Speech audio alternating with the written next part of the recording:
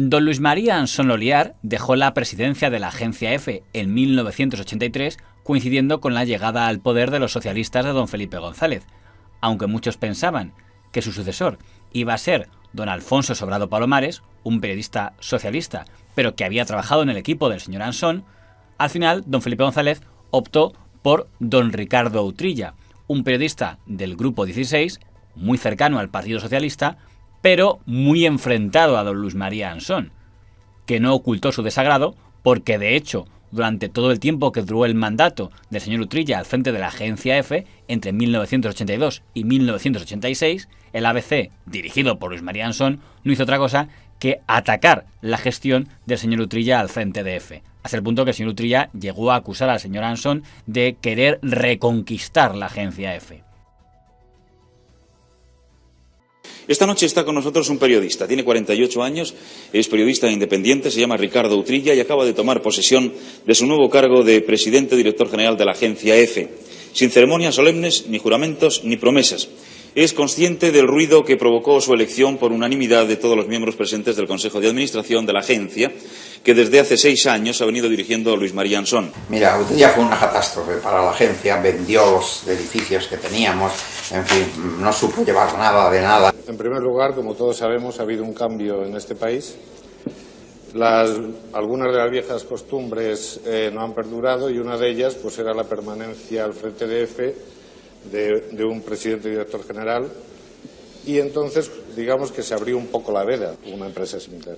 Se ha comentado mucho que su nombramiento responde directamente a una imposición, mandato del gobierno, debido a su amistad con el vicepresidente, así directamente, se lo cuento así de sencillo. 63, no se imagina usted la de recuadros que he encontrado en las hemerotecas que ya hablan de su inminente nombramiento cuando sale Ansón precisamente, sí. Dicen, va a reemplazarle a Alfonso Palomares. Y al final resulta que es don Ricardo Utrilla. ¿Por qué se equivocó tanta gente y pensó que iba a ser usted? Bueno, yo no, yo incluso lo único que conozco de eso es una cosa que me contó Ansón. Le dijo Ansón a Felipe, oye, Alfonso Palomares es el más indicado para sucederme.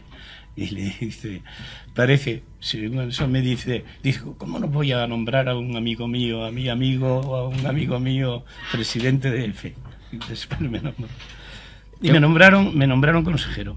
Tengo entendido y dimití. Eso quiere decir, tengo entendido que hasta que hubo una carta, no sé si es verdad, de don Alfonso Guerra, que le llegó a proponer que ya que no puede ser presidente, que fuera usted, digamos, hubiera una caza bicéfala del señor Utrilla y usted, y que usted rechazó y respondió, ¿usted aceptaría ser vicepresidente de Margaret Thatcher? ¿Esta anécdota es real?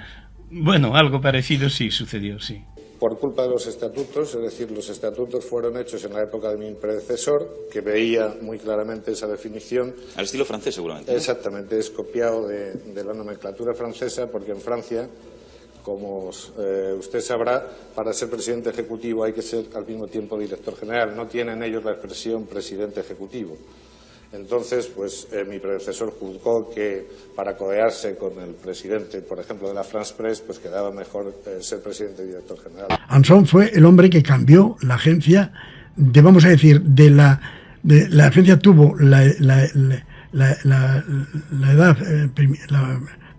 época primitiva de la agencia, cuando nació en Burgos, luego la edad de desarrollo, cuando llegó los primeros años que llegó a Madrid, la Edad Media, cuando llegó Carlos Mendo y Utrilla y Ernesto, y luego la Edad Moderna, cuando llegó Ansón.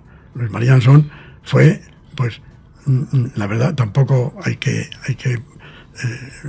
magnificar mucho, pero fue para mí el hombre que cambió la imagen de la agencia para bien.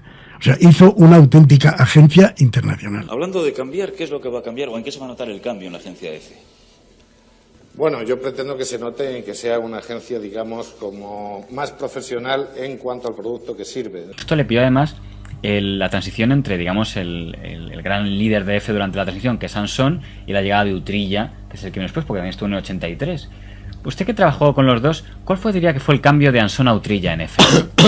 Bueno, Utrilla venía del Diario 16. Sus orígenes estaban en el Diario 16, que fue el periódico que entonó el himno de la libertad y demás. Y no tenía un hábito de agencia muy grande, aunque creo que había pasado por alguna agencia. Entonces, realmente estancó la agencia. Fue un hombre de buena conllevancia con todos, pero la expansión brutal que había emprendido Ansón de alguna forma se ralentizó. Declaraciones de don Ricardo Utrilla a Diario 16. Ansón para mí no es ahora más que el director de ABC, pero parece que él se sigue considerando de alguna manera el presidente de EFE. Es algo así como un rey o un presidente en el exilio, que se pasa la vida lanzando proclamas contra el régimen que le sucedió, y que no me extrañaría nada que estuviese preparando incluso un ejército de liberación para recobrar un poder que se cree otorgado de por vida por la gracia de Dios. Mira, Utrilla fue una catástrofe para la agencia, vendió los edificios que teníamos, en fin, no supo llevar nada de nada, no era un profesional con nivel suficiente para llevar un asunto de la envergadura que tenía periodística la agencia EFE. Y Felipe González, con el que yo tenía mucho contacto, estaba que bramaba, y a pesar de que lo había colocado, él lo quería cambiar. Me preguntó qué nombre, y yo le di el nombre de Sánchez Palomares. Palomares fue un estupendo director de la agencia EFE. En 1986, el señor Utrilla sería destituido como director de la agencia EFE y sería nombrado al final don Alfonso Sobrado Palomares.